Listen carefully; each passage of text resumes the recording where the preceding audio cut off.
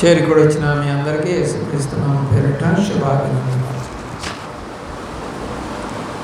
ప్రభువారు లేచి ఉన్నారని ప్రతి సంవత్సరము కూడా ఈస్టర్ పండుగ చేసుకుంటూ ఉన్నారు. ప్రభువారు 2000 సంవత్సరాల క్రితమే లేచి ఉన్నారు. నిద్ర లేచిన వాళ్ళని మళ్ళా లే అంటామా? అనం కదా. మరి ఎందుకని ప్రభువారిని ప్రతి సంవత్సరం చంపేస్తూ ఉన్నారు, ప్రతి సంవత్సరం లేపుతున్నారు? కాబట్టి వాక్యానుసారం అయితే కాదు. అయినా కూడా సర్వ సమాజము ఎలా నడుస్తుందో అలాగా నడుస్తూ ఉన్నాం మనం కూడా. కొందరైతే పునరుద్ధాన దినముగానే చేస్తూ ఉన్నారు. కాబట్టి పునరుద్ధానము అనేది ఎప్పుడు కూడా ప్రతి ఆదివారం కూడా మనము ధ్యానించబద్దులమై ఉన్నాం. ఆయన లేచి ఉన్నాడు, అది ఆదివారము అని కూడా బైబిల్లో వ్రాయబడింది. కాబట్టి వారు వెళ్ళి చూడగా ఆయన అక్కడ లేడు, ఆయన లేచి ఉన్నాడు అని దూత మగ్దలేసే మరియతో మాట్లాడటం మనకు తెలుసు. ప్రియులారా, యోహాను రాసిన సువార్తలో 5వ అధ్యాయము 28 మరియు 29 వచనాలలో దీనికి ఆశ్చర్యపడకుడి, ఒక కాలము వచ్చుచున్నది, ఆ కాలమున సమాధులలో ఉన్న వారందరూ ఆయన శబ్దము విని మేలు చేసిన వారు జీవ పునరుద్ధానమునకును, కీడు చేసిన వారు తీర్పు పునరుద్ధానమునకు బయటకు వచ్చేదని.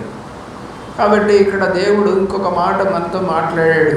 ఇది ఆయన చనిపోక ముందు శిష్యులతో ఏమని చెప్పాడంటే, మేలు చేసి కనుక బతికుంటే, చాలామంది మేలు చేయరు, కొంతమంది మేలు పొందుతారు కానీ ఆ మేలుకి రెస్పాన్స్ ఉండదు.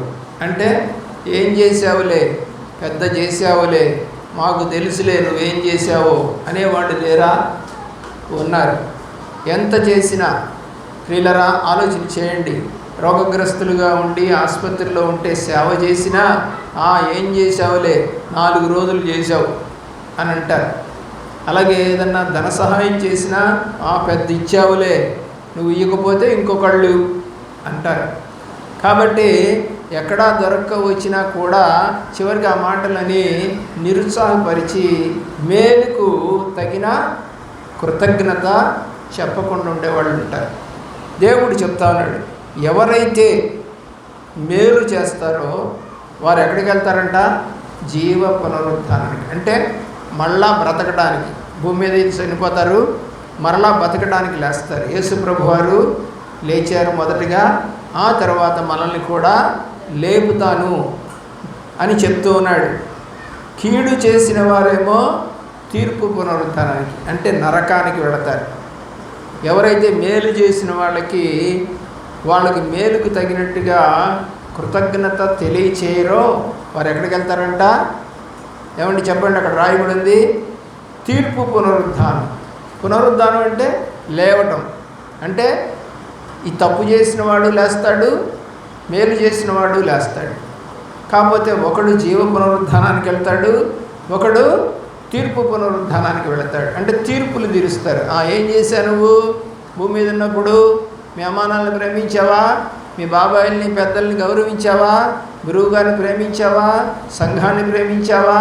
ఏమన్నాడు దేవుడు 21వ అధ్యాయం యోహాను రాసిన సువార్తలో 15వ వచనం నుండి 17వ వచనం దాకా 3 సార్లు పేతురుని అడుగుతున్నాడు, నన్ను ప్రేమించుచున్నావా? ఇదే క్వశ్చన్ వేస్తాడు రేపు నిన్ను, ఇదే ప్రశ్న.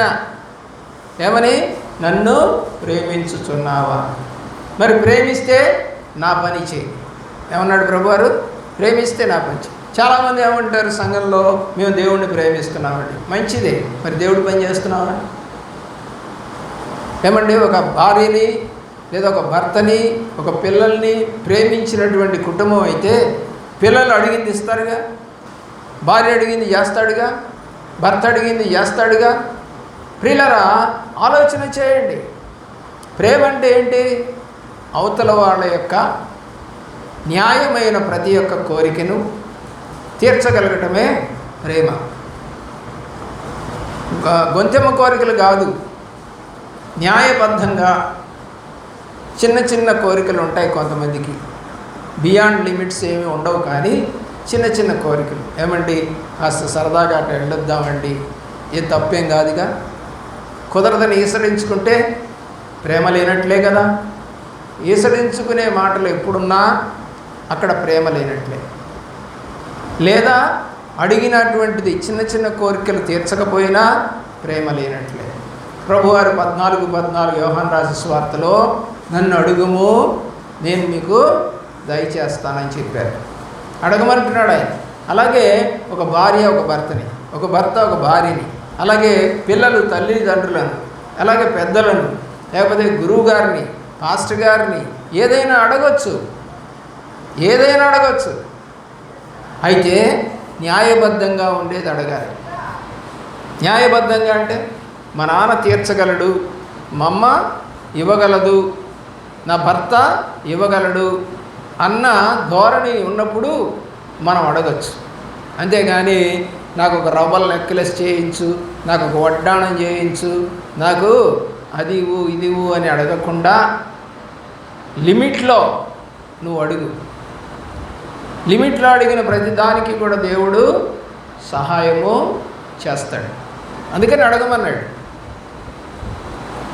దేవుని యొక్క ప్రేమలో ఈ అడిగే విషయంలో నీవు దేవుడి పక్షాన్ని అడగాలి, పరిశుద్ధాత్మను అడగాలి, న్యాయమైన కోరికలు అడగాలి. కానీ కొంతమంది గొంతెమ్మ కోరికలు అంటారు, అంటే తీర్చబడనవి. గొంతెమ్మ కోరికలు అంటే తీర్చబడనవి. కోరికలు ఏమవుతాయంట? ఒక సామెత ఉంది, చెప్పండి. గుర్రాలు ఎక్కుతాయంట. అంటే అర్థం ఏంటి తెలుసా? పరిగెడుతూ ఉంటాయంట కోరికలు. ఏమండి, పరిగెడుతూ ఉన్నవాడు తినగలడా, తాగగలడా? గుర్రం మీద మళ్ళా జరిగే పనేనా? చూడగలడా సరిగా? స్పీడ్గా వెళ్తున్నప్పుడు మనం దృష్టి సరిగా ఉంటుందా? మాట ఉంటుందా సరిగా? అన్నీ ఉండవు. అందుకని కోరికలు ఏమైపోతున్నాయంట? గుర్రాలై తిరుగుతాయట. అలాంటి పద్ధతి ఎవరు పెట్టుకోకూడదు. దేవుని యొక్క ప్రేమలో ప్రభు అయినటువంటి యేసుక్రీస్తు వారు పునరుద్ధానం చెందుతానని ముందుగానే చెప్పారు. అలాగే మనల్ని కూడా లేపుతానని కూడా, నాతో పాటు ఉంచుకుంటాను, నేను వచ్చి మిమ్మల్ని తీసుకెళ్తాను అని కూడా చెప్పారు 14వ అధ్యాయంలో. దేవుని యొక్క ప్రేమలో కీర్తనల గ్రంథము 6వ కీర్తన 5వ చరణం, మరణమైన వారికి నిన్ను గూర్చి జ్ఞాపకము లేదు. చనిపోయారు మనవాళ్ళంతా, చాలామంది బంధువులు, స్నేహితులు, పెద్దలు, తాతలు, నాన్నలు చనిపోయారు. వాళ్ళకేమన్నా తెలుసా? ఇప్పుడు మనం అడగగలమా వాళ్ళని? నువ్వు దేవుణ్ణి స్తుతిస్తావా అని అడగగలమా? అడగలేము.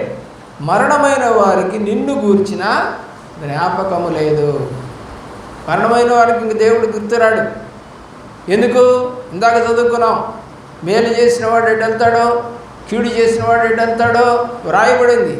అలాగే ప్రసంగి గ్రంథం 12వ అధ్యాయంలో కూడా మన యొక్క ఆత్మ దేవుని వద్దకు వెళ్ళిపోతుంది, ఇక వాడికి ఏమీ ఉండదు. చాలామంది అనుకుంటారు చనిపోయిన వాళ్ళు కనపడరు. ప్రసక్తే లేదు. బైబిల్ ప్రకారం చనిపోయిన వాళ్ళు కనపడ్డారు అంటే ఇది దయ్యాలే.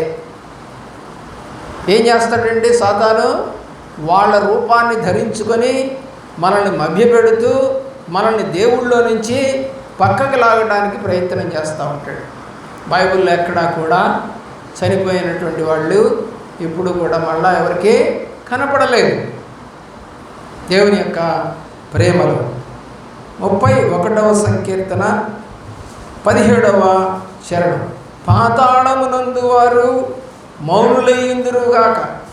పాతాళముందు ఎట్లా ఉంటారంట? వాళ్ళు మౌనంగా ఉంటారంట. అయితే బైబిల్లో లూకా సువార్తలో ఒక ధనవంతుడు చనిపోయినప్పుడు వాడు పాతాళంలో ఉన్నాడు, కానీ అక్కడి నుండి ఏమని కోరుకుంటున్నాడు? రక్షణ లేక చనిపోయి నేను ఇక్కడికి వచ్చానయ్యా, కాబట్టి నాకు అక్కడ అన్నదమ్ములు ఉన్నారు, ఆ అన్నదమ్ములకైనా సత్యసువార్త చెప్పి వారి నరకానికి లేదా ఈ పాతాళానికి రాకుండా మరి లాజర్ని పంపు అని అంటే అప్పుడు అంటాడు దూత, అక్కడ ఏలియాలు ఉన్నారు అని చెప్తాడు. అంటే ప్రవక్తలు ఉన్నారు, వాళ్ళు చెప్తున్నారు వాక్యాన్ని, ఆ వాక్యాన్ని విని వాళ్ళు మారు మనసు పొందితే సరి, లేకపోతే వాళ్ళు కూడా ఎక్కడికి వస్తారంట, పాతాళానికి. మన ఇళ్లలో ఎంతమంది వాక్యం వింటున్నారు? మన ఇళ్లలో ఎంతమంది సేవకుడు మాటలు లేకపోతే మన ఛానల్స్లో వచ్చేటువంటి వాక్యాలు వింటున్నారు? ఆలోచించి. కాబట్టి భూమి మీద సువార్త సేవ జరుగుతూ ఉంది. భూమి మీద ఉన్నారు, ఏలియా లాంటి వాళ్ళు ఉన్నారు, కానీ సువార్తని వింటలేరు. వినకపోతే మాత్రం మళ్ళీ నీ దగ్గరికే వస్తారు వాళ్ళు కూడా అని చెప్పాడు దేవదూత. ఈరోజున మన వాళ్ళు ఎంతమంది దేవుడి రాజ్యానికి అబ్రహాం రోమున అనుకుంటారు, ఎంతమంది పాతాళానికి వెళ్ళిపోతారు? మీరే ఆలోచించేయండి. ఎంతమంది పాతాళానికి వెళ్ళటానికి సిద్ధంగా అపవాది వాళ్ళని పట్టుకొని లాక్కొని ఈడ్చుకెళ్తుంది, తన మార్గంలో నడిపిస్తూ ఉంది. తాగుబోతులు లేరా? తిండిబోతులు లేరా? సినిమాలు షికార్లు తిరిగేవాళ్ళు లేరా? చుట్టా బీడి సిగరెట్ తాగేవాళ్ళు లేరా? వ్యభిచరించేవాళ్ళు లేరా? ఏమన్నా అన్యాయంగా సొమ్ము మరి దొంగతనం చేసో లేదా కొట్టో లేకపోతే దౌర్జన్యం చేసో సంపాదించుకునే వాళ్ళు లేరా? అందరూ ఉన్నారు. మరి వాళ్ళంతా మంచి మార్గంలోకి రావాలి అంటే దేవుడు వాక్యం వినాలి, దేవుడికి ప్రార్థన చేయాలి. కాబట్టి దేవుడు వాక్యం సెలవిస్తుంది. యెషయా గ్రంథము 38వ అధ్యాయము 18వ వచనం, పాతాళమున నీకు స్తుతి కలుగదు. ఏం కలగదంటే పాతాళంలో స్తుతి ఉండదు, ఏడవటమే. ఏం చేస్తున్నాడు ధనవంతుడు? పాతాళంలో ఉండి ఏడుస్తూ ఉన్నాడు, బాధపడుతూ ఉన్నాడు. మృతి నీకు కృతజ్ఞతాస్తుతి చెల్లింపదు. సమాధిలోనికి దిగువారు ఈ సత్యాన్ని గ్రహించాలి. ప్రియ, చనిపోయిన తర్వాత ఇక స్తుతి లేదు, సమయం అయిపోయింది. ప్రకటన గ్రంథంలో అంటాడు, నీకు ఇచ్చిన సమయాన్ని నువ్వు సద్వినియోగం చేసుకోలేదు కాబట్టి నేను ఇప్పుడు మంచం పట్టిస్తాను. నీకు అవకాశం ఇచ్చా, భూమి మీద ఉన్నప్పుడు సువార్త ప్రకటించా, మీ ఇంటికి తీసుకొచ్చారు సేవకుడిని, బైబిల్ ఇచ్చాం మీకు, అందులో ఉన్న కొన్ని మాటలు చెప్పాం మీకు, మీరు వినలేదు, నన్ను లక్ష్య పెట్టలేదు, కాబట్టి ఇక నీకు మేలు జరగదు. పిల్లలకి చదువు చెబుతాం మేలు జరగాలని, కానీ వాడు విననప్పుడు వాడి తప్పుకు వాడే బాధ్యుడవుతాడు. ఎంతమంది తప్పట్లేదండి పిల్లలు, ఎంతమంది మానేయట్లేదండి చదువులు. ఈ మధ్యనే 10th క్లాసు ఇంటర్మీడియట్ రిజల్ట్స్ వచ్చాయండి. హైదరాబాద్ తెలంగాణలో వచ్చాయి, మన ఆంధ్రాలో ఇంటర్ రిజల్ట్స్ కూడా వచ్చాయి. వస్తే పేపర్ తెరిస్తే ఆ మరుసటి రోజు పేపర్ చూస్తే 2 చనిపోయారు ఆడపిల్లలు, 3 చనిపోయారు మగపిల్లలు అని రాయబడింది. ఎందుకయ్యా అంటే వాళ్ళు తప్పారని మనస్తాపంతో చనిపోయారట. చనిపోతారు, అలాంటి వాళ్ళు చనిపోకుండా ధైర్యంగా ఉండండి అని ప్రభుత్వం చెప్పింది ప్రభుత్వం. ఒకవేళ మీరు తప్పినా మరలా మీరు రాసుకొని పాస్ అవడానికి అవకాశాలు ఉన్నాయి, మీరు అలాగ చేయండి, మీ తల్లిదండ్రులు బాధ పెట్టద్దు అని ప్రభుత్వాలు ముందుగానే చెప్పాయి. ఎందుకంటే కొంతమంది సున్నితమైన మనసు కలిగిన వాళ్ళు ఉంటారు. మరి సున్నితమైన మనసే మరి బాగా చదవచ్చుగా, ఆలోచించు. మినిమం మార్క్స్ వచ్చినా పాస్ అవుతావుగా, ఎక్కువ మార్కులు రాకపోయినా 35 మార్కులు వస్తే పాస్ అవుతావుగా. అంటే తప్పావు అంటే 35 కన్నా తక్కువ వచ్చాయనే కదా అర్థం. కాబట్టి 35 మార్కులు కూడా అంటే 65 మార్కులు నువ్వు రాయలేకపోయావు, కనీసం 35 మార్కులు రాయలేవా? ఈనాడు క్రైస్తవత్వం అలాగే ఉంది. 100కు 100% నీకు బైబిల్ రావాలని నేను అడగట్లేదు, కనీసం 30%, ఒక 10% బైబిల్ వచ్చా? నేను ఒకరోజు మీటింగ్కి వెళ్తే ఆ మీటింగ్లో ఆ పిల్లలు ట్రైనింగ్ అవుతున్న పిల్లలట వచ్చారు. ఒక పిల్లలు బైబిల్ ట్రైనింగ్ అవుతున్నారట. ఆ మాస్టర్ గారు కూడా అంటే ఆ పాస్టర్ గారు కూడా వచ్చాడు. ఫస్ట్ మెసేజ్ నాదే. ప్రియులరా, ఆ మెసేజ్ నేను చెప్తూ ఉన్నప్పుడు చాలామందికి బైబిల్ తెలియటం లేదు. చదువుతున్నాం అంటున్నారు, మరి ట్రైనింగ్ అవుతున్నాం అంటున్నారు, కానీ బైబిల్లో ఉన్నటువంటి మూలాంశాలు తెలియదు అని ఒక చిన్న మాట చెప్పి, బైబిల్లో ఎన్ని గ్రంథాలు ఉన్నాయంటే ఒక్కడు చెప్పలా. పాత నిబంధనలు ఎన్ని ఉంటాయి, కొత్త నిబంధనలు ఎన్ని ఉంటాయి అంటే చెప్పలా. అలాగే ప్రవక్తలు, చిన్న ప్రవక్తలు ఎవరు, పెద్ద ప్రవక్తలు ఎవరు చెప్పలా. ప్రియులరా, పౌలు ఎన్ని పత్రికలు రాశాడు చెప్పలా. ప్రియులరా, ఆలోచన చేయండి. అవన్నీ బేసిక్ నాలెడ్జ్ అంటారు, చిన్న చిన్నవి. చాలామందికి చిన్న చిన్నవి తెలియదు, కానీ బైబిల్ ట్రైనింగ్. ప్రియులరా, ఆలోచన చేయండి. ఒక పెళ్లి సంబంధానికి వెళితే ఆ పెళ్లి సంబంధంలో ఒకళ్ళేమో అమ్మాయి అందంగా ఉందా లేదా అని పరిశీలన, ఇంకొకళ్ళేమో ఈ పిల్లకి వంట వచ్చా లేదా అని పరిశీలన, ఇంకొకళ్ళకి ఈ అమ్మాయి సరిగా బిహేవ్ చేస్తా లేదనే పరిశీలనతో 5గురిని తీసుకెళ్తారంట. దేనికండి? 5 రకాల ప్రశ్నలు వేస్తారు అక్కడ. ఈ 5 రకాల ప్రశ్నలు కూడా అనుకూలంగా మనకు ఉన్నప్పుడు ఆ వివాహం చేసుకునేవాళ్ళు గతంలో. ఈ రోజున అసలు ప్రశ్నలే లేవు. ఏమైపోయినాయి? ఎక్కువగా లవ్ మ్యారేజెస్. ప్రశ్నలు ఎక్కడున్నాయి? వంట వచ్చా లేదా? అభిల పెళ్లి చేసుకున్న తర్వాత అంటుందంటే భర్తతో, ఏమంటే మీకు ముందే చెప్పా, 3 సంవత్సరాలు మనం లవ్ చేసుకున్నాం, 3 సంవత్సరాలు చాలాసార్లు చెప్పా నాకు వంట రాదు అని, గుడ్డలు అతకడం తెలియదు, ఇల్లు ఉడవడం నాకు రాదు అని నేను ముందే చెప్పా మీకు, ఎందుకు చేసుకున్నావు అందట. పిల్లరా, ఈరోజు పిల్లలందరూ అంతే ఉన్నారు. ఏమి రా వాళ్ళకి. ఏమన్నంటేనేమో మన దగ్గర యాప్లు ఉన్నాయి, ఏదో సంపాదించుకున్న 4 రాళ్ళు 3 రాళ్ళు ఖర్చు పెట్టేద్దాం, 3 రాళ్ళు ఖర్చు పెట్టేస్తారు. ఇలాంటి బ్యాచ్ ఎక్కువైపోయింది ఈరోజు. తల్లిలు కూడా అలాగే తయారైపోతున్నారు. పిల్లలు అడిగితే ఆర్డర్ పెట్టడమే. ఓ తల్లి ఏదో బిస్కెట్ ప్యాకెట్ లాంటిది ఏదో తెచ్చారట, మంచిగా ఉండేది. ఆమెకి ఏదో ఆకలేసి ఆ ప్యాకెట్ తినేసిందంట. తినేస్తే పిల్లవాడు వచ్చి చూస్తే ఫ్రిడ్జ్లో కనపడలేదంట. వాడు ఏడుస్తూ ఉన్నాడు. భర్త అడుగుతూ ఉన్నాడు, ఏమ్మా అని అడిగితే, జస్ట్ మినిట్, ఓన్లీ 5 minutes అని చెప్పేసి ఆర్డర్ పెట్టిందంట. 10 నిమిషాల్లో ప్యాకెట్ వచ్చింది. వెళ్ళారా? ఎలాంటి స్థితికి వెళ్ళిపోయింది. బైబిల్ అలాగ ఉండదండి. నువ్వు అడగంగానే వెంటనే ప్రభువారు నీ దగ్గరికి రారు. నువ్వు అడగంగానే నీ కోరికలు తీరవు. 8 minutes, 7 minutes, 10 minutesలో ఏమి రావు. బాగా గుర్తుపెట్టుకోవాల్సిందిగా కోరుతా ఉన్నాను. యోబు గ్రంథము 19వ అధ్యాయము 26వ వచనం. ఇలాగూ నా చర్మము చీకిపోయిన తర్వాత శరీరముతో నేను దేవుని చూచేదను. శరీరం ఏమైపోద్దండి? చనిపోతే చీకిపోద్ది. అలా అయినా సరే ఆ తర్వాత నేను దేవుడు ఎలా చూస్తావయ్యా? పునరుద్ధానుడు యేసు నన్ను లేపుతాడు, నేను మరలా నా దేవుణ్ణి చూస్తాను. ఎంత నమ్మకం అండి యోబుకి. ఇలాంటి నమ్మకం నీకుందా? నేను చనిపోయిన తర్వాత తిరిగి నా యేసుని నేను కలుసుకుంటాను.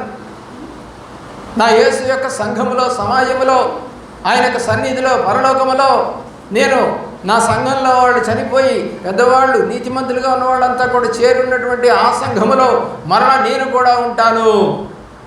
ఎంత నమ్మకం యోబుకి.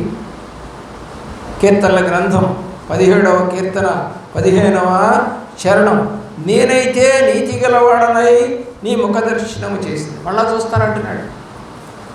ఎలా చూస్తావు? పునరుద్ధానములో చూస్తాను. నేను మేల్కొనినప్పుడు నీ స్వరూప దర్శనముతో నా ఆశను తీర్చుకున్నాను. అలా అప్పుడు అనుకుంటాను, అబ్బా నా దేవుడిని నేను చూశాను. నేను అనుకుంటూ ఉండేవాడిని భూమి మీద ఉన్నప్పుడు, నా దేవుడిని మనసారా చూడాలని నా ఆశ తీరుద్ది. ఇప్పుడు ఎంత నమ్మకం అండి కీర్తనాకారుడికి. యెషయా గ్రంథము 26వ అధ్యాయము 19వ వచనం, మృతులైన నీ వారు బ్రతుకుదురు. చనిపోయిన మన వాళ్ళు బతుకుతారట. ఎప్పుడు? ప్రభువునందు నిద్రిస్తే, ప్రేమిస్తే, రక్షణ పొందితే, ఆయన యొక్క వాక్యాన్ని విని లోబడితే వాళ్ళంతా ఏమవుతారంట? మృతులైన నీ వారు బ్రతుకుదురు, వారి శవములు సజీవములగును. మంటిలో పడి ఉన్న వారలారా మేలుకొని ఉత్సహించుడి. నీ మంచు ప్రకాశమైనటువంటి వాటిలాగా భూమి తనలోని ప్రేతలను సజీవులుగా చేయి. ప్రకాశమైన మంచు.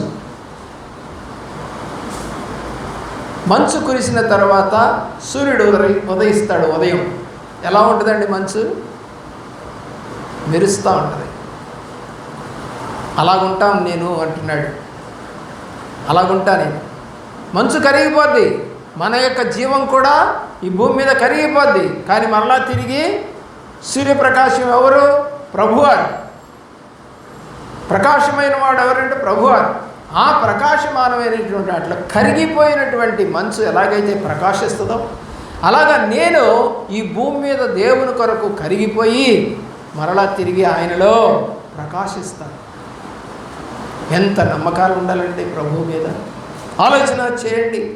దానియేలు గ్రంథం 12వ అధ్యాయం 2వ వచనం, మరియు సమాధులలో నిద్రించిన అనేకులు మేల్కొందరు. అనేకులు అన్నాడు, మొత్తం అల్లా. చూడండి, మీటింగ్కి అనేకులు వచ్చారని అంటాం, మొత్తం వచ్చారు అన్నాం. సంఘంలో వాళ్ళు కూడా మీటింగులకి 3 రోజులు జరిగితే కొంతమంది 1 రోజు, కొంతమంది 2 రోజులు వస్తూ ఉంటారు. అందరు రారు. అనేకులు వచ్చారు, అందరూ కాదు. దేవుని యొక్క ప్రేమలో అనేకులు మేలుకుంటారు. దేవుని యొక్క ప్రేమ. మత్తయి సువార్త 22వ అధ్యాయము 31వ వచనం, మృతుల పునరుద్ధానమును గురించి నేను అబ్రహాము దేవుడను, ఇస్సాకు దేవుడను, యాకోబు దేవుడనై ఉన్నానని దేవుడు మీతో చెప్పిన మాట మీరు చదవలేదా అని శాస్త్రులు పరిచయులతో దేవుడు మాట్లాడుతూ ఉన్నాడు. ఏమనుకుంటున్నారయ్యా? మృతుల పునరుద్ధానమును గురించి అబ్రహాము, ఇస్సాకు, యాకోబు దేవుడనై ఉన్నానని దేవుడు మీతో చెప్పిన మాట. దేవుడు అంటే ఇక్కడ ఎవరు? యేసు ప్రభువు. అక్కడ ఎవరంటే అప్పుడు యెహోవా. మీకు తెలియలేదా అని క్వశ్చన్ వేశాడు ప్రభువారు వాళ్ళతో. లూకాసు వార్త 14వ అధ్యాయము 14వ వచనం, నీతిమంతుల పునరుద్ధానమందు నీవు ప్రత్యుపకారము పొందుదు అని చెప్పాను. నీతిమంతులు లేచినప్పుడు వాళ్ళకు ఒక ప్రత్యుపకారం ఉందంట. ఒక వ్యక్తి ఒక గురువు గారిని బాగా ప్రేమించేవాడు. ఆ వ్యక్తి మరి పెద్ద ఉద్యోగం చేసి గొప్పవాడయ్యాడు. సరే, నా గురువుగారిని చూద్దామని ఆ ఊరు వచ్చాడు. ఆయన ఒక పల్లెటూరులో ఉంటాడు. ఆయన ఆ ఊర్లోనే ఉండుంటాడనుకొని వచ్చాడు. ఎంక్వైరీ చేస్తే చూపించారు ఇల్లు. ఏదైతే అతను చదువుకున్నప్పుడు ఉందో ఆయన ఇల్లు అంతే ఉంది. ఆ పెంకుటింట్లోనే ఉంటున్నాడు. ఆయన వృద్ధుడైపోయాడు. మరి బయట కుర్చీ వేసుకొని వరండాలో కూర్చొని ఉన్నాడు. అయితే పెద్దవాడైపోవటం వల్ల కళ్ళు మందగిస్తాయి, అంటే చూపు సరిగా ఉండదు, తగ్గిపోతుంది. గుర్తుపట్టడం కూడా తగ్గిపోద్ది. ఎందుకంటే అనేక మంది స్టూడెంట్స్కి పాఠాలు చెప్పుంటారు కదా, ఏ స్టూడెంటో గుర్తుండదు. ప్రియులరా, అతను వచ్చి కోటు సూట్ వేసుకొని కారు దిగుతుంటే ఇంట్లో వాళ్ళంతా భయపడుతున్నారంట. మన ఇంటి ముందు కారు ఆగింది, ఎవరో ఒక గొప్ప ఆయన దిగుతూ ఉన్నాడు, మరి ఎవరో 2 జమాన్లు ఉన్నారు ఆయన పక్కన, డ్రైవర్ ఉన్నాడు. అయ్యో ఏమైందో, ఏమైనా తప్పు చేశామా అని కంగారు పడిపోతూ ఉన్నారట.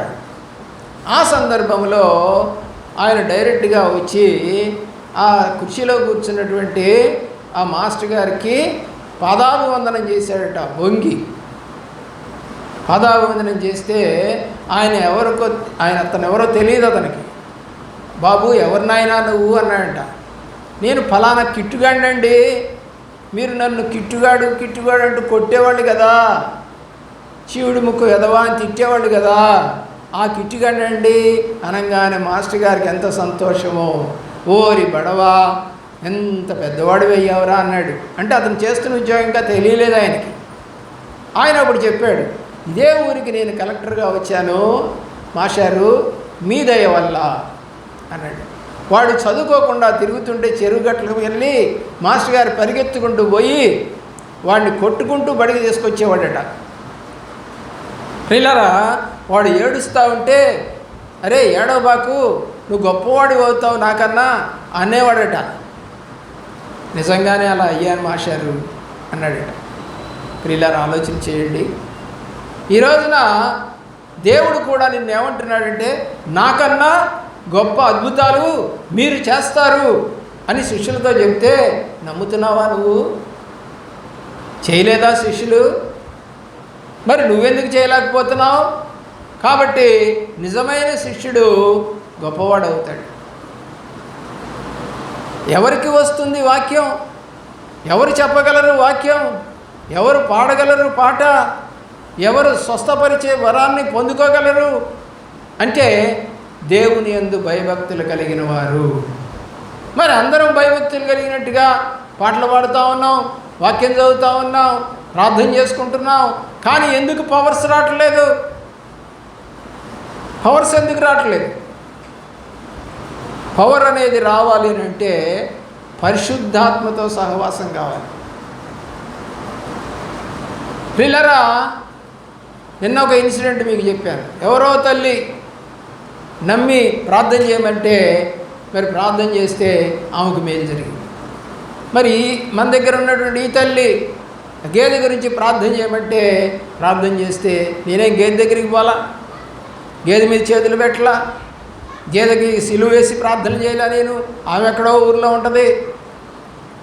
ప్రియులరా, ఒక పవర్ అనేది దేవుడిస్తాడు. కాబట్టి నువ్వు నమ్ము. ఎలా నమ్మాలి? హత్తుకుంటూ నమ్మాలి, ప్రేమతో నమ్మాలి. పైన ప్రేమ, పైన ఇష్టంలే నువ్వు అంటాలు కాదు, హత్తుకోవాలి. దేవుడు అంటున్నాడు యెషయా గ్రంథంలో, ముదిమి వచ్చు వరకు నిన్ను ఎత్తుకుంటా, కౌగిలించుకుంటా, ముద్దు పెడతా, సంకనెత్తుకుంటా, ఇన్ని మాటలు చెప్పాడు. మిమ్మల్ని నేను ఇక దాసులుగా కాక స్నేహితులుగా పిలుస్తా, నా సహోదరులుగా చేసుకుంటా మిమ్మల్ని అని ఎన్ని మాటలు చెప్పాడో శిష్యులకి. మరి ఆ మాటలన్నీ మనకు వర్తించవా? మనకి వర్తిస్తాయి. అయితే నువ్వు నిజంగా నమ్మాలి. చాలామందికి అవకాశం ఉన్నా కూడా ఏమంటున్నారంటే ప్రార్థనకు రమ్మంటే రాలేములే అయ్యా. ఏం మాయరాగం, ఎంతమందికి ఉన్నాయో ఈ మాయరావు గారు. ఇళ్ళ దగ్గర ఊరకనే కూర్చుంటారు, ప్రార్థనకు రమ్మంటే రారు. కారణం ఏంటి? మళ్ళీ మాకు దేవుడు అంటే ఇష్టమేనండి. మరి వాక్యం ఏమన్నా తెలుసా, గుర్తుందా అంటే లేదు. దేవుడు ఏమన్నాడండి? మత్తయి సువార్త 28వ అధ్యాయము 19-20 వచనాల్లో ఆయన వెళ్ళిపోతూ చెప్పిన మాట, మీరు నా నామము పేరిట బాప్తిజం ఇయ్యండి, శిష్యులుగా చేయండి. 2 మాటలు చెప్పాడు. ఒకటి, నా బాప్తిజం ఇవ్వండి, శిష్యులుగా చేయండి. 2 మాటలు ఆయన చెప్పాడు అక్కడ. మరి ఈ రోజున నీవు దేవుణ్ణి ఎరిగి ఉన్నానంటున్నావు, మరి నీ వాళ్ళని ప్రభు సన్నిధికి ఎందుకు నడిపించలేకపోతున్నావు? ఇప్పుడు శిష్యులు చేసిన పని, చెప్పిన పని చేశారా? చేశారు. ఎప్పుడు చేశారు? అపోస్తలుల గారి గ్రంథం 1వ అధ్యాయం 4వ వచనంలో యెరూషలేమును విడవక ప్రార్థన చేయమన్నాడు. 14వ వచనంలో మేడగదిలో వాళ్ళు కూర్చొని ప్రార్థన చేశారు 10 రోజులు. 2వ అధ్యాయం 1-4 వచనాల్లో పరిశుద్ధాత్మను పొందుకున్నారు. 2వ అధ్యాయం 38-42 వచనాల్లో ఒక్కసారి వాక్యం చెప్తేనే 3000 మంది రక్షణ పొందారు. దేవుడు చెప్పిన పని చేశారా? చేశారు. మరి నువ్వెందుకు చేయవు? నువ్వెందుకు సువార్త చెప్పావు? నీ ఎందుకు నీ ఇంటి వాళ్ళని నడిపించుకోలేవు? నువ్వెందుకు మోకరించి ప్రభువా వాళ్ళకి ఇచ్చావు ఆత్మ నాకు కూడా ఇయ్యి, వాళ్ళకి ఇచ్చావు వరం నాకు కూడా ఇయ్యి, నేను నిజాయితీగా నీతిగా నీలో నడుస్తున్నానా లేదా అని అడుగు.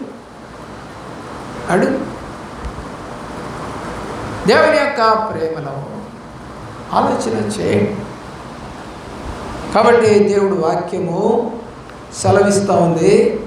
యోహాను రాసిన సువార్త 11వ అధ్యాయము 25వ వచనం. అందుకు యేసు, పునరుద్ధానము జీవము నేనే, నా యందు విశ్వాసం ఉంచువాడు చనిపోయినను బ్రతుకును, బ్రతికి నా యందు విశ్వాసం ఉంచు ప్రతివాడును ఎన్నటికీ చనిపోడు. 2 మాటలు మీకు కనబడతాము. ఏమంటున్నాడు? నా యందు విశ్వాసం ఉంచువాడు చనిపోయినను బ్రతుకును. ఏమని చెప్తుంది బైబిల్? పునరుద్ధానంలో మనం లేపబడతాము. ఎక్కడ? నా యందు విశ్వాసం ఉంచువాడు. అర్థమవుతుందండి? రెండవది ఆయన చెప్తుంది, బ్రతుకుతాడు, బ్రతికి నా యందు విశ్వాసం ఉంచువాడు. బ్రతికి రాయిందంటే ఇప్పుడు నువ్వు బ్రతికున్నావు, చనిపోయావా? బ్రతికే ఉన్నావు కదా. ఇప్పుడు బ్రతికి నీవు ప్రభువునందు కనుక విశ్వాసం ఉంచితే ఎన్నటికీ చనిపో. అదేంటండి, మీరే చెప్తారు చనిపోతాం మనం అని, మళ్ళీ చనిపోవడం చెప్పేసి చెప్తున్నారు అంటారా? అయితే బ్రతికి ప్రభువునందు విశ్వాసం ఉంచితే చనిపోతాం, కానీ తిరిగి దేవుళ్ళో లేస్తాం, ప్రభు దగ్గర ఉంటాం, అంటే మళ్ళా బతుకుతాం అని ప్రభువారు చెప్తున్నారు. ప్రియులరా, మరి నీ జీవితంలో బ్రతికున్నావు అన్న పేరు మాత్రం నీకుంది, మరి తిరిగి లేస్తాను, ప్రభువులో మళ్ళా బ్రతుకుతాను అనే నమ్మకం ఎంతమందికి ఉంది? ఆలోచన చేయండి. 20వ అధ్యాయము యోహాను రాసిన సువార్త 19వ వచనం. ఆదివారము సాయంకాలమున శిష్యులు యూదులకు భయపడి తాము కూడి ఉన్న ఇంటి తలుపులను మూసుకొని ఉండగా యేసు వచ్చి మధ్యను నిలిచి, మీకు సమాధానము కలుగుగాక అని వారితో చెప్పారు. మొట్టమొదటిగా శిష్యులకు కనపడి ఆయన చెప్పిన మాట ఏంటండి? సమాధానం. ఇక్కడ కూర్చున్న వారికి ఎంతమందికి మీ కుటుంబీకులతో, మీ బంధువులతో, మీ స్నేహితులతో, మీ ఇరుగు పొరుగు వారితో సమాధానం ఉంది? చెప్పండి. మేము అందరితో సమాధానంగా ఉన్నాను అన్నవాళ్ళు చేతులెత్తండి. అనేక చోట్ల అడుగుతాయి ఈ మాట మీరు. అనేక సంఘాల్లో, అనేక మీటింగులప్పుడు ఈ వాక్యాన్ని నేను తప్పనిసరిగా చెప్తా. నాకు ఈ భూమి మీద ఎవరితో విరోధము లేదండి, మేము అందరితో సమాధానం. దేవుడు చెప్తున్న మాట ఏంటి? మొట్టమొదటిది, మీకు సమాధానము కలుగును గాక. మరి సమాధానం లేకుండా దేవుని రాజ్యంలోకి వెళ్తావా? లేదుగా, జరగదుగా. మరి నేను పోతా అని నువ్వు సంకలెగరేసినంత మాత్రం పోతావేంటి? పోలేవుగా. కాబట్టి బైబిల్లో మొట్టమొదటిగా దేవుడు చెప్పిన మాట, మీకు సమాధానము కలిగింది. అంటే అక్కడున్న శిష్యులందరూ కూడా సమాధానంతో ఉండండి బాబు, నాతో మీరు సమాధానంగా ఉండండి అని బతికి వచ్చి పునరుద్ధానుడైన ప్రభువారు చెబుతూ ఉన్నటువంటి మాట చూడండి. అక్కడే 20వ వచనంలో కూడా మళ్ళా చెప్తున్నాడు. ఆయన అలాగూ చెప్పి వారికి తన చేతులను పక్కను చూపగా శిష్యులు ప్రభువును చూచి సంతోషించిరి. అప్పుడు యేసు, మరలా మీకు సమాధానము కలుగును గాక. తండ్రి నన్ను పంపిన ప్రకారము నేను మిమ్మును పంపుచున్నానని వారితో చెప్పాను. మా నాన్నగారు నన్ను ఎట్లాగైతే ఈ భూమి మీదకి పంపి సువార్త ప్రకటింపమని చెప్పి, పరిచయం చేయమని చెప్పి, శిష్యులుగా చేయమని చెప్పి, ప్రార్థన నేర్పి ఎలాగైతే నన్ను పంపించారో అలాగ మిమ్మల్ని కూడా పంపిస్తున్నా. ఏ సేవకుడైనా చెప్పేది అదే. బైబిల్ చదవండి, ప్రార్థన చేసుకోండి, రక్షణ పొందండి, మేలు పొందండి, పునరుద్ధానంలో లేపబడతాం. ఇయే చెప్తాడు ఏ సేవకుడైనా. ఎంతమంది నమ్ముతున్నారు ఇది? నీకు బాధ లేదా? ఇప్పటికిప్పుడు దేవుడు వచ్చి మంచిగా రక్షణ పొంది నీతిగా నిలిచిన నిన్ను తీసుకొని పోతే మీ కుటుంబీకులను వదిలిపెడితే ఎలా ఏడుస్తావు? ఆలోచించి. ఈ రోజున దేవుడి వైపు చూస్తున్నారని పైకి మాత్రమే సంఘాలకు వస్తున్న వాళ్ళు ఎక్కువైపోయారు తప్ప నీతిగా, నిజాయితీగా, కుటుంబాలతో, సమాధానంతో దేవుడి సన్నిధికి రావటం లేదు. సేవకులు కూడా అలాగే అయిపోయారు. వచ్చిన వాళ్ళే చాలే, వాళ్ళ కొరకు ప్రార్థన చేస్తున్నావులే. రక్షణ పొంది కూడా ఎంతమంది చర్చిలు మానేశారు? ఈ సహవాసంలోనే రక్షణ పొందినటువంటి వాళ్ళు దరిదాపుగా 15 మంది మానేశారు. ఒక 7-8 మంది అయితే మళ్ళా పూర్తిగా లోకంలో కలిసిపోయారు. దేమా ఇహలోకమును ప్రేమించి లోకంలో కలిసిపోయాడట అని పౌలు భక్తుడు రాస్తా ఉన్నాడు. దేన్ని ప్రేమించాడు? ఇహలోకాన్ని ప్రేమించాడు. మరలా ఈరోజు నీ పరిస్థితి అంతే. నీ కుటుంబ పరిస్థితి, నీ బంధువుల పరిస్థితి, నీ స్నేహితుల పరిస్థితి, ప్రభువుని నమ్మక, రక్షణ పొందక, చస్తే చచ్చాములే, బతికితే బతికాములే, ఉన్ననాళ్ళు తిందాం, తిరుగుదాం, గంతులేద్దాం అనే ధోరణిలోనే కనపడతాం. కాసేపు ప్రార్థన లేదు, కాసేపు బైబిల్ లేదు, కాసేపు కొత్త పాటలు పాడవు, కాసేపు దేవుడి పరిచర్యలో విన్న వాక్యాన్ని తిరిగి మరొకరికి చెబుదామని లేదు. దేవుడు చెప్పిన పని శిష్యులుగా బాప్తిజాలు ఇవ్వండి చేశారు. మాట విన్నారు వాళ్ళు, కానీ నువ్వు వింటలేదే. ఆలోచన వచ్చింది. లూకాసు వార్త లేదా యోహాను సువార్తలోనే 20వ అధ్యాయం 20వ వచనానికి వద్దామండి. పునరుద్ధారుడైన యేసు ఆయన అలాగూ చెప్పి వారిని తన చేతులకు ప్రక్కను చూపగా శిష్యులు ప్రభువును చూచి సంతోషం. మొదటి ఏంటండి? సమాధానం. రెండోది ఏంటంటే వాళ్ళకి కలగజేసింది సంతోషం. సమాధానము, సంతోషం. మనకి బాప్తిజాలు తీసుకునేటప్పుడు ఒక పాట పాడు. సంతోషమే సమాధానమే, సంతోషమే సమాధానమే, సంతోషమే. ఈ రెండు కావాలి. ఇప్పుడు ఈ రెండు ఇచ్చాడు. ఇక్కడ సమాధానం ఇచ్చాడు, సంతోషం కూడా కలగజేశాడు వాళ్ళకి. ఈ రెండు నీకు కావాలి ఓ విశ్వాసి. ఈ రెండు నీలో లేనప్పుడు ఆ పాట యొక్క అర్థమే లేదు. ప్రభు యేసు వచ్చినందున, నాలో యేసు వచ్చినందున. ఇప్పుడు ఎవరు వచ్చారు ఇక్కడికి? ప్రభువారు వచ్చారు. శిష్యుల దగ్గరికి చనిపోయినటువంటి ప్రభువారు తిరిగి వాళ్ళ మధ్యకి వచ్చాడు. ప్రభు యేసు వచ్చినందున సంతోషమే సమాధానమే. పిల్లరా, ప్రభు వచ్చారు, సంతోషం వచ్చింది, సమాధానం వచ్చింది. మరి నీలోకి వచ్చాడా? ఆలోచన చేయండి.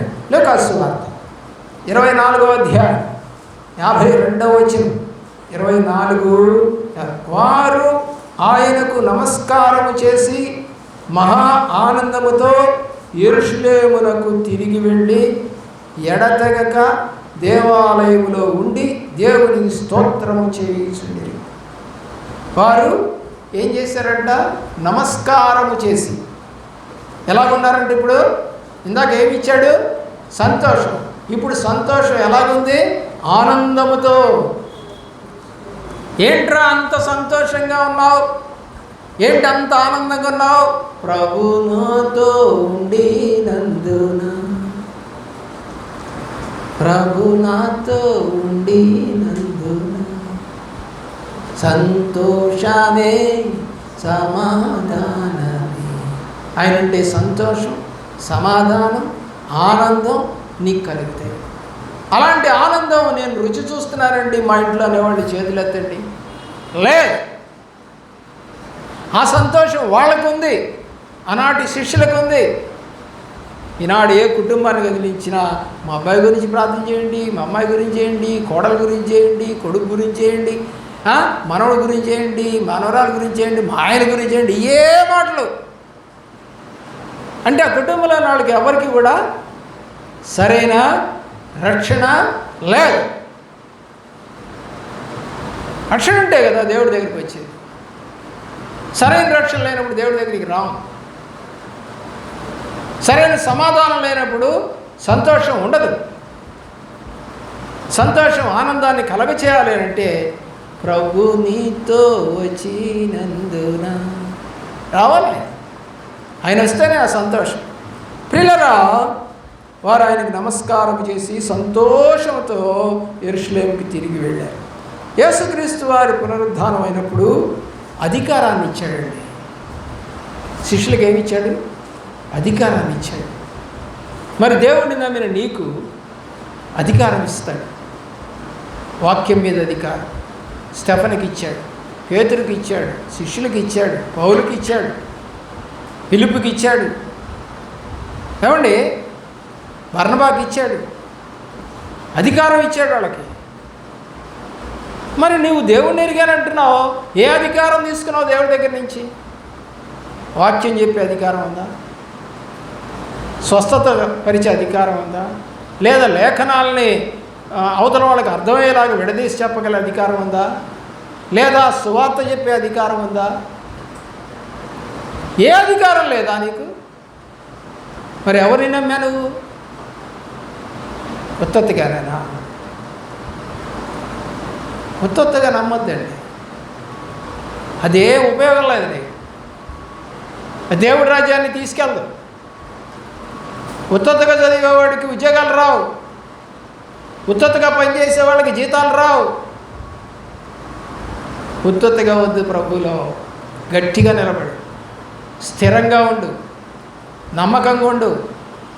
దేవుడి కార్యాలు చూస్తాం, దేవుడి కార్యాలు చూద్దాం.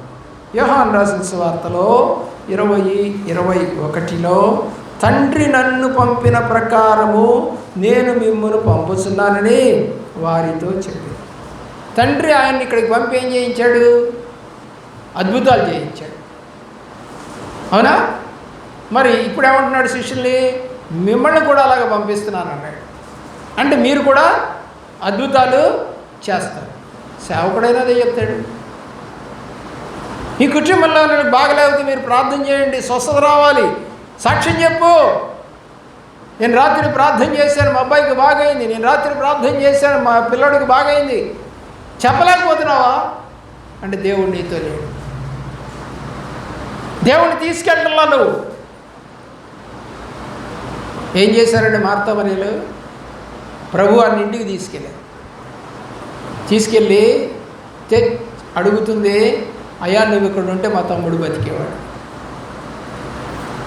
ఎవరిని తీసుకెళ్తే బతుకుతాడు? ప్రభు వారిని తీసుకెళ్ళి. మీ ఇంటికి నువ్వు తీసుకెళ్ళావు దేవుణ్ణి? నీకు విశ్వాసంతో ప్రార్థన చేయలేవా? లేదా ఎన్ని సంవత్సరాలుగా నీ జీవితాన్ని అలాగే ఎవడో ప్రార్థన చేయాలనుకుంటావు? ఎక్కడికెక్కడికో పరిగెత్తావు అంటే నీకు విశ్వాసం లేదా? దేవుని ప్రేమ అంటే నీకు తెలీదా? ఎవరినో ప్రార్థన చేయమంటానికి నువ్వేం చేస్తున్నావు? దేవుడు ప్రశ్నది. ప్రియులారా, అపోస్తుల కార్యగ్రంథం 3వ అధ్యాయం 3వ వచనం నుండి 9వ వచనం దాకా ప్రభువారు ఏదైతే శిష్యులకు చెప్పి పంపించాడో, తండ్రి యేసుప్రభువును పంపించినట్టుగా యేసుప్రభు వారు శిష్యులు పంపిస్తే ఏమండి శృంగారం అనే దేవాలయం దగ్గర ఏమండి కాళ్ళు లేనివాడు కూర్చొనుంటే నజరేయుడు యేసునామం పేరున లెగవమన్నాడు. ఏమంటే కేకలేసాడా? నూనెలు పూసాడా నూనె? లే. పేతురు యోహాను ఇద్దరు ఉన్నారు, గుడికి వెళ్తున్నారు మధ్యాహ్నం 3 గంటలప్పుడు. ప్రియులారా, అడుక్కునేవాడు ఉన్నాడు అక్కడ, వాడికి కాళ్ళు లేవు. ఏమన్నాడు? వెండి బంగారాలు మా దగ్గర లేవు, మేము ఏదైతే కలిగి ఉన్నామో దేవుడి దగ్గర అదే నీకు ఇస్తున్నా, నజరేయుడు యేసుక్రీస్తు నామములో లే అంటే వాడు లేచి కూర్చున్నాడు, పరిగెత్తాడు, గంతులేసి. ప్రభు యొక్క శక్తి శిష్యులకు వచ్చిందా? శిష్యుల యొక్క శక్తి ఆ యొక్క నడవలేని వాళ్ళకి వచ్చిందా? వచ్చింది. మరి నీకెందుకు రాదు? Minimum knowledge. తలనొప్పులు బాటలా, కడుపు నొప్పులు బాటలా, విరోచనాలు బాటలా, రోగాలు తగ్గట్లా, మంచి జరగట్లా, చెడు సహవాసాలు పోట్లా, ఏంటి ఇవన్నీ? నువ్వు సరిగా నడవట్లా ప్రభు. నీ నడక మంచిదిగా, పైన దేవుణ్ణి మెప్పించడానికి కాదు. ప్రియులారా ఆలోచించి. అలాగే 5వ అధ్యాయము 15వ వచనం చూడండి. 5వ అధ్యాయము 15వ వచనం, అపోస్తలుల కార్య గ్రంథం. చేత పేతురు వచ్చుచుండగా జనులు రోగులను వీధిలోనికి తెచ్చి వారిలో ఎవరి మీదనైనా అతని నీడనైనను పడవాలని మంచముల మీద పరుపుల మీద వారిని ఉంచిరి. ఏంటంట? పేతురు దేవుని శక్తిని పొందుకున్నాడు, పునరుద్ధాన శక్తిని పొందుకున్నాడు. నీడబడితే చాలట. మన నీడబడితే అవతలాడు మెటాష్. అవును, ఎందుకని? మంచి నీడ కాదు ఇది. పాపం చేసిన శరీరం, అబద్ధాలాడిన శరీరం, మోసం చేసిన శరీరం, కన్నింగ్ నేచర్తో తిరిగిన శరీరం పడితే అవతలవాడు చనిపోతాడు, పాడైపోతాడు.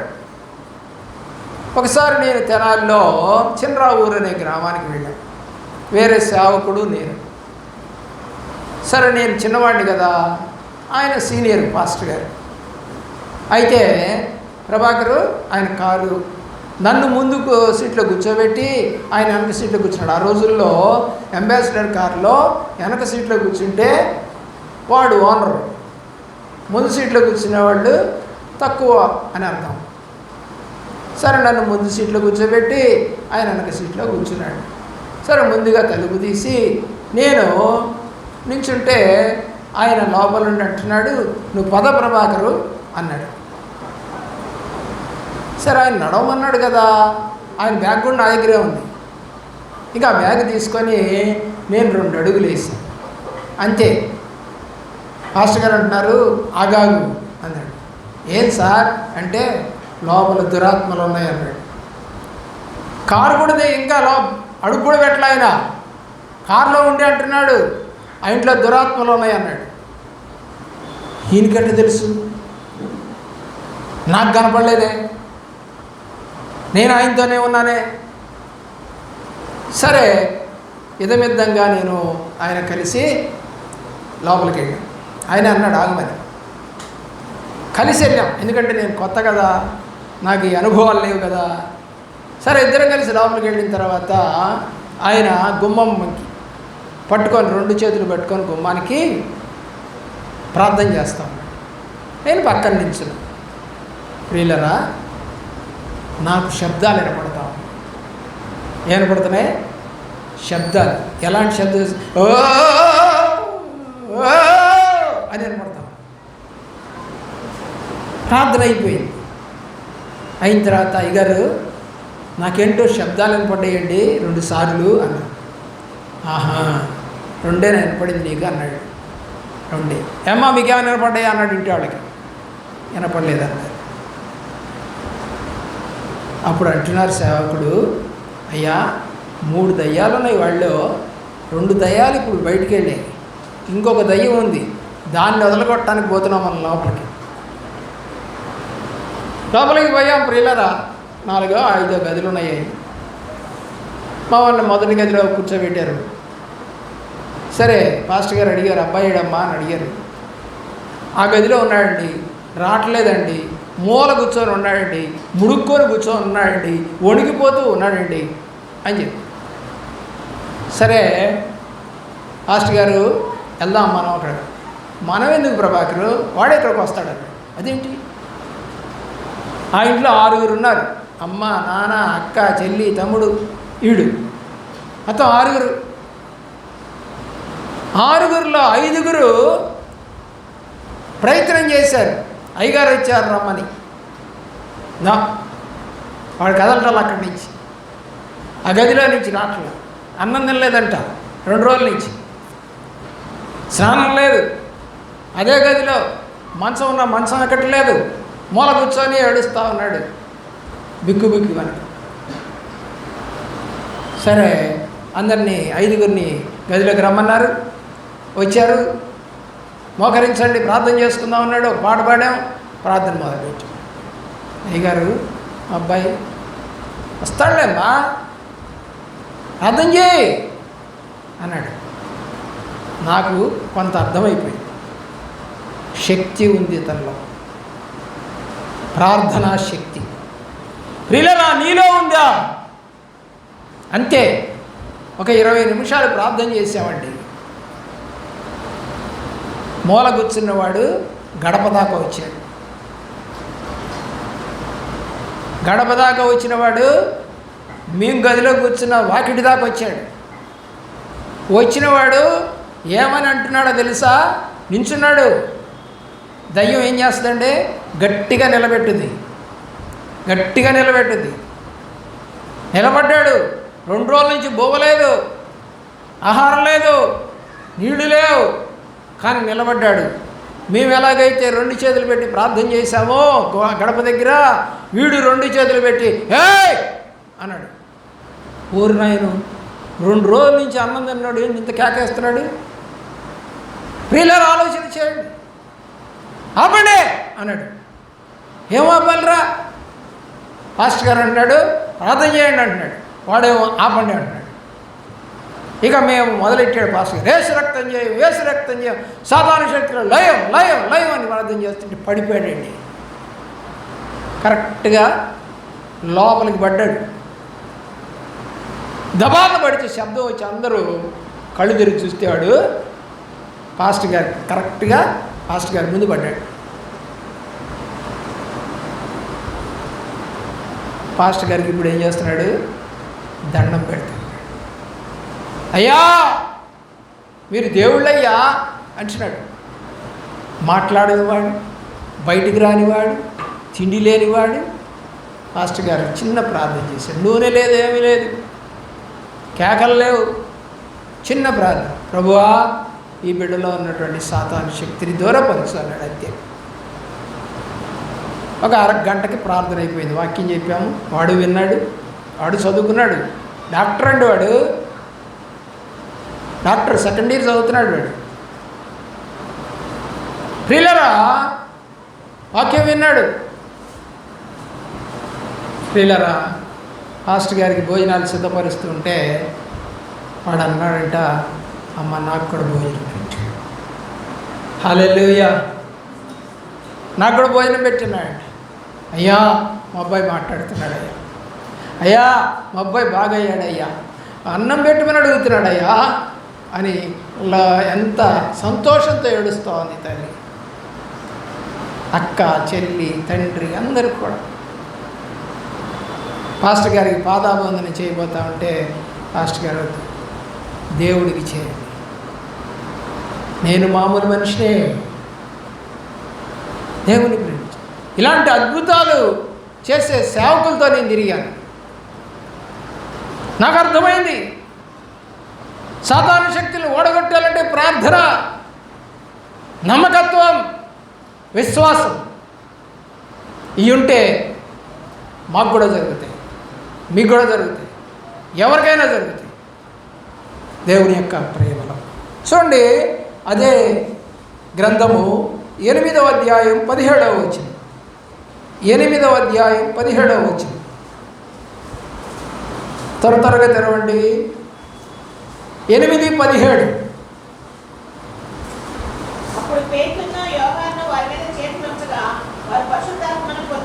యేసు ప్రభు వారు వీళ్ళకి పరిశుద్ధాత్మ ఇస్తే, శిష్యులు వాళ్ళకి ప్రార్థన చేస్తే వాళ్ళకు పరిశుద్ధాత్మ ఇచ్చింది. హల్లెలూయా. యేసు ప్రభు వారు వీళ్ళకి పరిశుద్ధాత్మనిస్తే, వీళ్ళు మరొకటి మీ చేతికి ఇస్తే పరిశుద్ధాత్మ ఇస్తుంది. పవర్ ఉందా లేదా? ఇచ్చాడా లేదా? మరి నీకెందుకు లేదు? మరి నీకెందుకు రావట్లేదు? ఆలోచన చెయ్యి. 9వ అధ్యాయం 40వ వచనం. 9:40.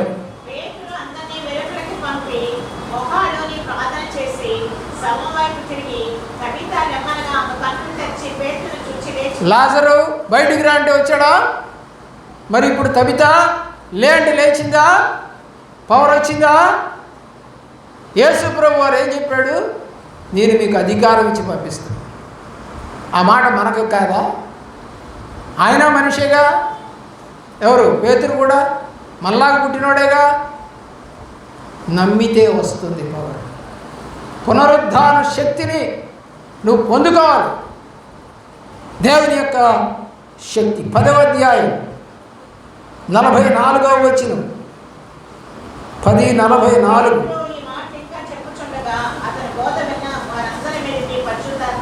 ఇందాక ఒక్క వ్యక్తికి వస్తే ఇప్పుడు అనేక మంది మీదకి వచ్చింది. 13వ అధ్యాయం 9వ వచనం నుండి 11వ వచనం దాకా. 13వ అధ్యాయం. అయితే అందుకు పౌలు అనబడిన సౌలు పరిశుద్ధాత్మతో నిండినవాడై అతన్ని తేల్చుచి, సమస్త కపటంతోనూ సమస్త దుర్మార్గంతోనూ నిండినవాడా, అపవాది కుమారుడా, సమస్త నీతికి విరోధి, నీవు ప్రభు యొక్క తిన్నని మార్గంలో చెడగొట్టుట మానవా, ఇదిగో ప్రభు తన చెయ్యి నీ మీద ఎత్తి ఉన్నాడు, నీవు కొంతకాలం గుడ్డివాడవై సూర్యుని చూడకూడదు అని చెప్పాను. ఒక మనిషిని గుడ్డివాడు చేయటం సాధ్యమా? కానీ సాధ్యమై వాడు కళ్ళు కనపడకుండా తిరుగుతున్నాడు. ఎందుకని? దేవునికి విరోధముగా ధ్వజం ఎత్తాడు. వాడు కోపం వచ్చింది పౌలుకి. కళ్ళు కనపడకుండా పౌలుగా కన్నాడు. పవర్, ప్రభు యొక్క పవర్ పొందుకున్నాడు పౌలు. ప్రియులరా, 14వ అధ్యాయము 7వ వచనం నుండి 10వ వచనం దాకా పౌలు ద్వారా మరొక బలహీన పాదములు కలిగిన వాడు దేవుని యందు విశ్వాసం ఉంచాడని నెమ్మకి కలిగి ప్రభువారు అతను లెమ్మన్నాడు. పౌలు చదవండి.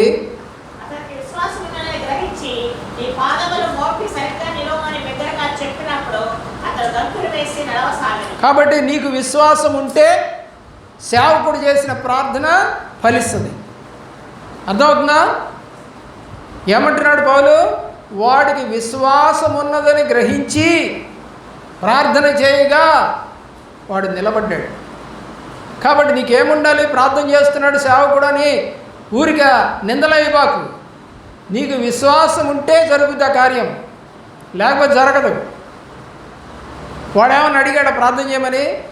అడగలా. పౌలే అంటున్నాడు వీడికి విశ్వాసం ఉందని. విశ్వాసం ఉంటే కార్యాలు జరుగుతాయి. ఏమండి, ఎంత ప్రార్థన చేసినా మా ఇంట్లో కార్యాలు జరగట్లేదు, నీకు విశ్వాసం లేదు సరిగా అని వాక్యం చెప్తా ఉంది. ప్రియులరా, ఆలోచన చేయండి. మరి అలాగే 19వ అధ్యాయం 12వ వచనం.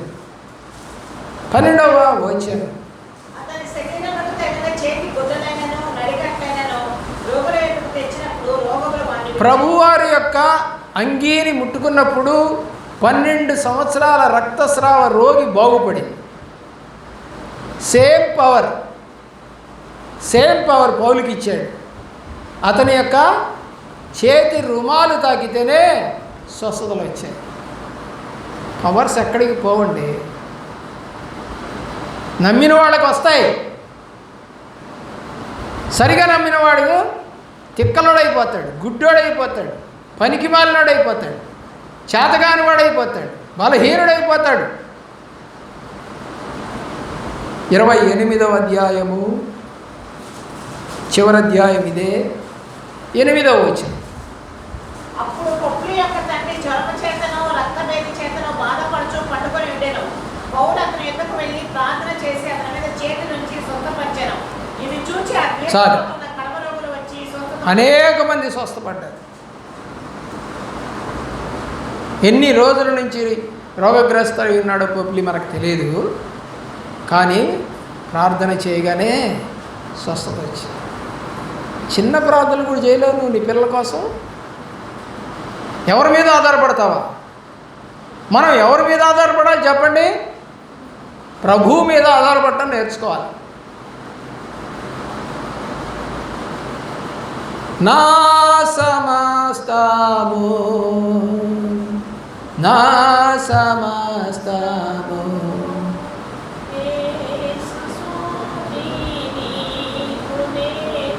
నా సమస్తము అన్నీ ఆయనకి ఇచ్చేయండి. అన్నీ ఇవ్వాలా. నేను ఒక నాయుడుపేట అనే ఒక ఊరికి వెళ్ళి కొండ మీద ప్రార్థన, పగలు ఉదయం 10 గంటల నుండి మధ్యాహ్నం 3 గంటల దాకా కొండ మీద ప్రార్థన. టెంట్లేం లేవు, రాళ్ళు గుట్టలు ఎక్కారు, రాళ్ళు మెట్లు లేవు, నడుచుకుంటూ కిలోమీటర్ దూరం కొండ మీదకి. ఏమయ్యా ఎక్కడ అంటే కొండ మీద అండి ప్రార్థన అన్నాడు. కింద ఉంది చర్చి, కానీ ప్రార్థన ఎక్కడ చేస్తున్నారు? కొండ మీద. ఏంటి ఇంత ఎండగా ఉంది, ఈ టైంలో నేను పోయి ప్రార్థన చేయాలా? ప్రభువా అసలు ఇలాగ ఉంటుందని నాకు చెప్పావు నువ్వు అంటే, వెళ్ళవా అన్నాడు. వెళ్ళకపోవడం ఏంటి ప్రభువా, నువ్వు ఇక్కడ దాకా నడిపించినాడు అక్కడ దాకా నడిపించవా? ఎక్కాం. ఎవరో కుర్రాడు కూడా నాకు తోడుగా వచ్చాడు. ఇద్దరం కలిసి అయితే దారి చూపించాడు. అదే సున్నం పోసారులే, అంటే దారి కోసం. ఎక్కామండి. అబ్బో ఎక్కడ పడిపోతానని భయం వేసింది. సరిపోయిన తర్వాత ఒక పెద్ద బండరాయిని శుభ్రం చేసి పెట్టారు. అక్కడ పాస్టర్ గారు నాన్నగారు నన్ను కూర్చోబెట్టారు. మా వెనకాల ఒక ముళ్ళ చెట్టు ఉంది. ముళ్ళ చెట్టు లేస్తే గుచ్చుకుంటుంది. కూర్చోనంటే ఏం కాదు, లేవడానికి లేదు. మోకరించి ప్రార్థన చేస్తుంది. ప్రార్థన జరుగుతూ ఉంది. సేవకుడు ప్రార్థన చేస్తున్నాడు. ప్రార్థనలో అవి ఎవరో తెలీదు, అంతా నీలే వచ్చింది అక్కడికి. రక్షణ పొందిన వాళ్ళు ఎవరు లేరు, అంత నాయుళ్ళు కమ్మోళ్ళు ఇలాగా ఉన్నారు అక్కడ. ఇంత బాగా డబ్బులు ఉన్నాడు. సరే ప్రార్థన చేస్తూ ఒక తల్లి కొన్ని సమస్యలతో బాధపడుతూ ఉంది. ఇక్కడ దేవుడు చెప్తా ఉన్నాడు, ఆ తల్లి కూతురు వల్ల ఆమెకి సమస్యలు ఇచ్చి పడ్డాయి, చాలా వేదనతో వచ్చింది ఇక్కడికి. ఆమె ఎవరో నాకు తెలియదు, ఆ పిల్లెవరో కూడా నాకు తెలియదు, కానీ చూపిస్తున్నాడు నాకు. ఆమెకు ఇప్పుడే విడుదల కలగజేస్తూ ఉన్నాడు దేవుడు. ఆమె నమ్మకంతో విశ్వాసంతో ప్రార్థనకు వచ్చింది ఇక్కడికి. ఏడుస్తూ ఉందండి ఆమె. మోకరించి చేతులు పైకెత్తి ప్రభువా ప్రభువా ప్రభువా అని ఏడుస్తూ ఉంది ఆమె. చాలామంది ఏడుస్తున్నారు అక్కడ. ఏమి కూడా ఏడుస్తూనే ఉంది.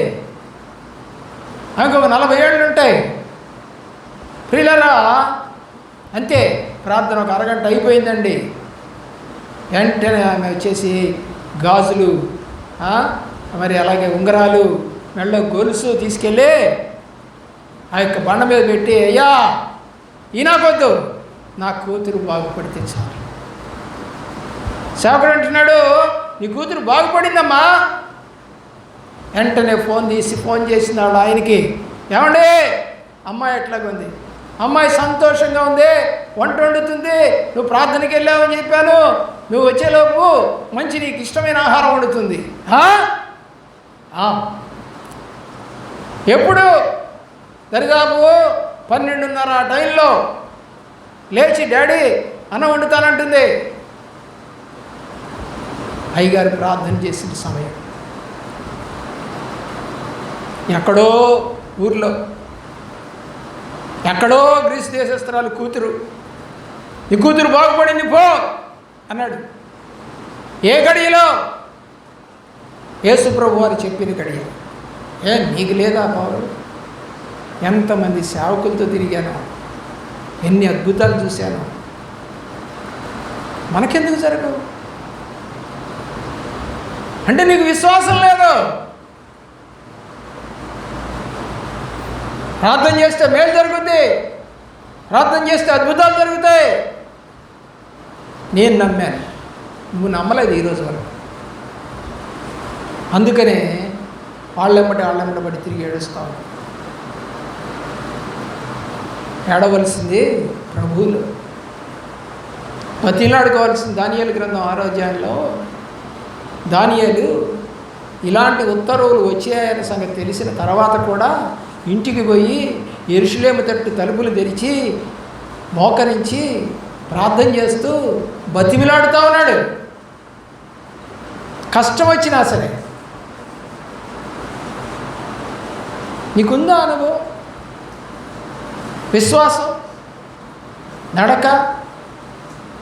అద్భుతం చేయుమయా అనే చక్కని పాట రాశాడు. దేవుడు అద్భుతాలు చేసేది, ఆశ్చర్యకార్యాలు చేసే దేవుడు, స్వస్థతనిచ్చే దేవుడు, బలపరిచే దేవుడు, కష్టాల్లో నుంచి బయటకు తీసుకొచ్చే దేవుడు, నీతో కూడా నడిచే దేవుడు, నిన్ను ఎత్తుకునే దేవుడు, ముద్దాడే దేవుడు, కౌగులించుకునే దేవుడు, నడిపించు దేవుడు. నడిపిస్తాడు నా దేవుడు, నిన్ను విడువడు. పాట పాడటం గొప్ప సంగతి కాదు.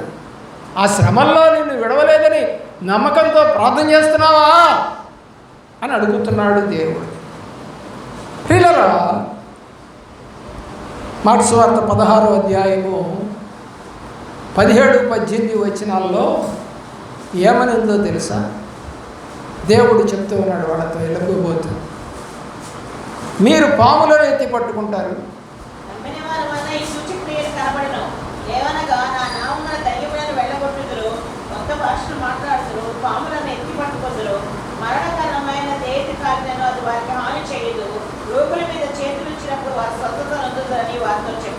దేవుని ప్రేమిస్తున్న ప్రియబిడ్డలారా, ఇక్కడ కూర్చున్న వాళ్ళలో దేవుడు అంటున్నాడు నాతో, ఒక వ్యక్తిలో దయ్యం ఉంది, ఒక వ్యక్తిలో దయ్యం ఉంది, మరియు తలనొప్పిగా ఉంది ఆ బిడ్డకి, బిత్తర చూపులు చూస్తూ ఉంది, దయ్యం ఉంది తనలో. ఈ వాక్యము మంట పుడుతూ ఉంది తనకి. అర్థమవుతుందా నీకు? ప్రభువారి యొక్క శక్తి అది, వాక్యంలో ఉన్న శక్తి అది, నమ్మకంలో ఉన్న శక్తి అది. విశ్వసించు వాడికి ఇలాగ జరుగుతుంది. చదవండి 18వ వచనం కూడా.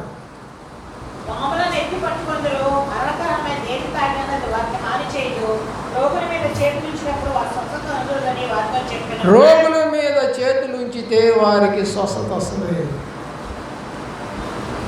నమ్మకం లేదా నీకు? ఊరికి వాక్యాలు చదవటం వరకేనా?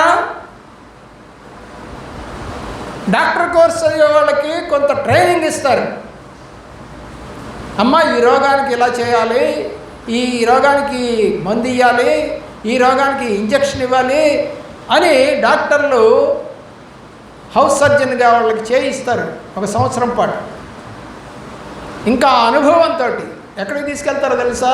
గవర్నమెంట్ హాస్పిటల్కి తీసుకెళ్తారు. ఎందుకని? వివిధ రకాల రోగులు వస్తారు అక్కడికి, అనేక రకాల రోగులు వస్తారు అక్కడికి. సంవత్సరం పాటు వాళ్ళకి ఆ ట్రైనింగ్ ఇస్తారు. వచ్చి వాళ్ళు ఏం చేస్తారు? ప్రాక్టీస్ పెడతారు. ఏ రోగానికి ఏ మందు ఇవ్వాలి, ఏ రోగానికి ఏ ఇంజక్షన్ ఇవ్వాలో చెప్పేస్తారు. వీళ్ళకి కూడా వచ్చిందా పవరు? డాక్టర్ చదువుకున్నటువంటి వాళ్ళకి వచ్చిందా? మరి ప్రభు దగ్గరికి వచ్చిన నీకు రావట్లేదే. వాళ్ళు విశ్వాసంతో చదివారు, నమ్మకంతో చదివారు, డాక్టర్ కావాలని చదివారు, ప్రాక్టీస్ పెట్టాలని చదివారు. అలాగే నీకు కూడా ప్రభువులో బతకాలని ఆశతో కనుక వచ్చి ఉంటే నీకు కూడా పవర్స్ వస్తాయి. లేదంటే పరిశుద్ధాత్ముడు నీతో మాట్లాడు. మత్తయి సువార్త 28:20లో నేను మీకు ఏ ఏ సంగతులను ఆజ్ఞాపించితినో వాటినన్నిటినీ గైకొనవల్లని వారికి బోధించుడి. ఇదిగో నేను యుగ సమాప్తి వరకు సదాకాలం మీతో కూడా ఉన్నానని వారితో చెప్పాను. యేసుక్రీస్తు పునరుద్ధానం మనలో ఉన్న అవిశ్వాసమును తీసివేసి విశ్వాసములో బలపరుస్తుందని ప్రభువారు చెప్తున్నారు. యోహాను రాసిన సువార్త 20వ అధ్యాయము 27వ వచనం.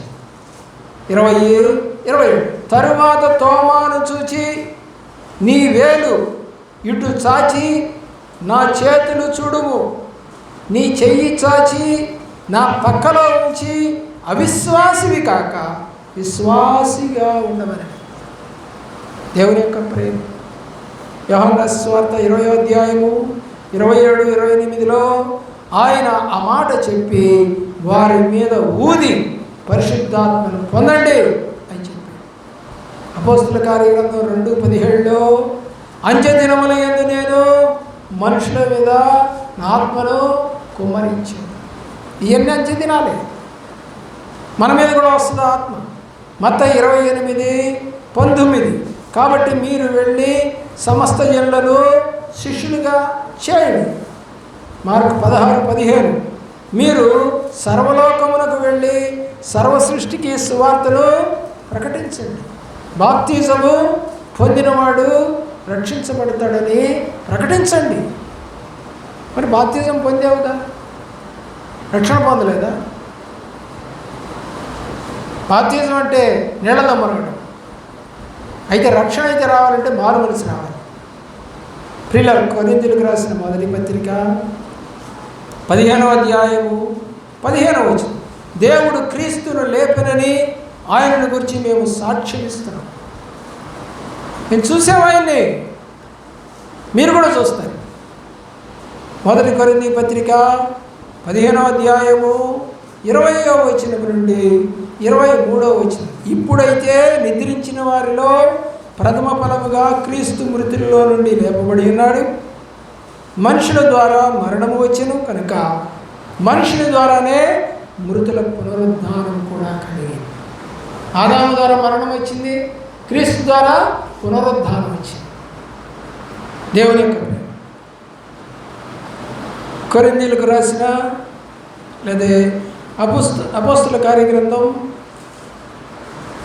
3వ అధ్యాయం 15వ వచనం, మీరు జీవాధిపతిని చంపిరి కానీ దేవుడు ఆయనను మృతుల్లో నుండి లేపెను. నువ్వు లేస్తావని నమ్మకం ఉందా? నువ్వు అద్భుతం చేయగలవని నమ్మకం ఉందా? నాకు విశ్వాసం ఉందని రుజువు చేయగలవా? పునరుద్ధారణ యేసు నాతో కూడా ఉన్నాడని చెప్పగలవా? అలా చెప్పే అవకాశం దేవుడు నీకు ఇచ్చాడు.